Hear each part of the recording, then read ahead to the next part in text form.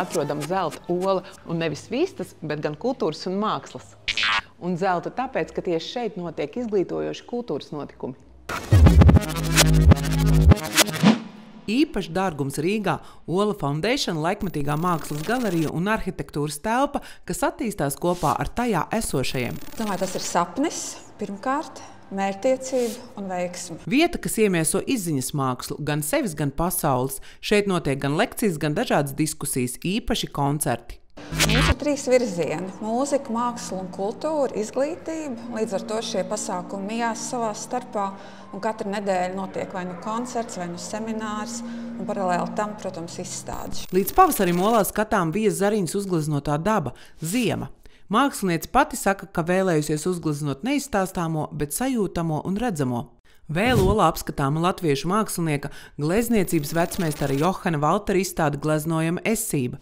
Pirmo reizi ir iespēja apskatīt vairāk kā 90 mākslinieka darbus, kas citkārt bijuši privātu kolekcijās. Kas ir Olas noslēpums? Tas, ka no olas šķiļās kaut kas jauns. Tas ir sākums kaut kam skaistam. Vai varat iedomāties, ka kāds jūs pakarā aiz matiem un griež? Es arī nē, taču tieši tā notiek jaunajā laikmetīgā cirka izrādē, kas norisināsies jau rīt Rīgas cirkā. Apvienība Art of Rainy Days, kurā apvienojas Latvijas, Lietuvas un Lielbritānijas radošā komanda, radījusi izrādi par zemes un gaisa sadarbību, vienojošiem saites meklējumiem. Izmantot laikmetīgā deja, laikmetīgais cirks, kurš iekļauj gaisa akrobātiku, matu karāšanos.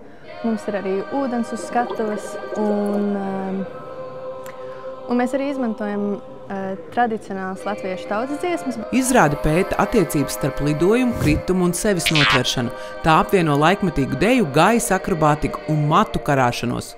Mums ir 13 minūšu aina izrādē, kur mēs griežamies, un tajā griešanās laikā mēs ar Izabeli apgriežamies 260 reizes vienā izrādē. The hardest thing about blending contemporary dance and contemporary circus is the ground and the air, which is actually where we started. Those 2 spaces of meeting in this show. Izrādes veidotāji aicina piebremzēt dzīves ātrumu un met izaicinājumu ikdienas skrējienam, nokļūstot miera un harmonijas oāzē.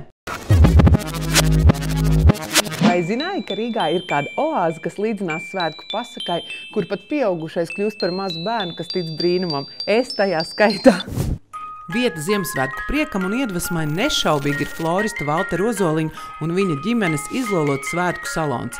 Šeit gan bērni, gan pieaugušie jūtas kā nokļuvuši pasakā. Kas tas ir pa psihumu, ka tu vari šitā te uzburt Ziemassvētku pasauli Rīgā? Vienkārši gribās, lai arī citiem gribās un tiek un vienkārši ir forši izbaudīt kaut ko foršu un priecīgu. Noķert Ziemassvētku sajūtas var pat 2 svētku tirgotavās ziema. Viena no tām aktuālajos modernajos zaļajos toņos – zelta un sudraba mirdzumā. Tendences vairākus gadus ir, kad agrāk to vispār neviens nevar iedomāties, kad zelta ar sudrabu likt kopā. Un, šobrīd tas ir trenda tā kā augšgalā. Savukārt otrs salons priecēs visus krāsu cienītājus. Acis žilps no lielās svētku rotājuma dažādības. Ja. Lētākā ir koka sirsniņa 60 centi. Un kas ir varbūt tāda dārgākā?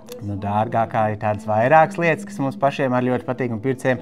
Kāds lielāka izmēra gulbīts, vienredzīts un eņģelis tādi, kas tiešām jau ir tādi, kas uzbur to pasakas pamatu. Ja nu vajag kādu dzīvesprieku poti, tad šī nu ir īstā vieta, kur iedvesmoties. Tad man piestāv, ka jau pat var aksesuārus kā modē izmantot, ne tikai ieglītē. Labs, ne? Tieši skudriņas stilā kaut kāds višķi vājprātīgs. Apvienojams. Šoreiz mūsu ceļi ved uz smaržu meistarklasi, jo, ja nu ir kāds mēnesis, kurš dikti smaržo, tas ir decembris. Taču šoreiz nevis par svētku smaržām, bet gan par individuālajām, kuras var uzmeistarot pats.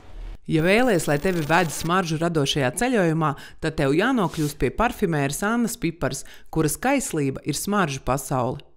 No cik komponentiem var izveidot foršu smaržu? Pietiek ar 6 līdz 8 izejvielām un jau sanāk skaistas smaržas. Cik stundās var pagatavot smaržu? Ja nāk pats sev radīt meistarklasē, tad tās ir 2–3 stundas. Savukārt, ja es tev radu smaržas, tad tā ir 1,5 stunda. Smaržu molekulas iedarbojas uz mūsu nervu sistēmu. Ieelpojot, tās nokļūst smaržu receptoros, kas nosūta ziņas uz emociju centru smadzenēs.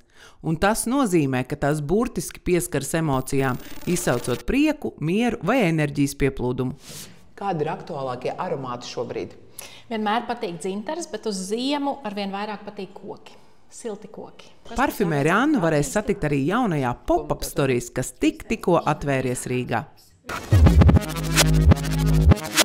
Rīgā jauns pop-up stories – pasākums, kur iespējams izbaudīt gan kā vizuālu izstādi, gan apmeklēt dažādos pasākums, gan arī iepirkties.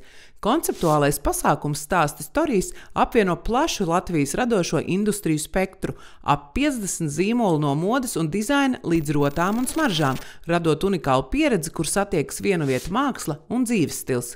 Izstādē notikumā izstādīti darbi, kas atklāja katra mākslinieka personisko pieredzi un kuri caur saviem darbiem atklāja stāstus.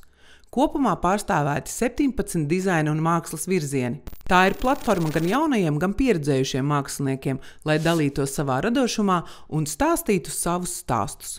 Notikumu Rīgā netrūkst. Mēs stāstam par vietām, kurās dzimst stāsti un saimnieko entuziasti. Ar citiem uzņēmīgiem un darošiem cilvēkiem tiekamies pēc nedēļas. Čau!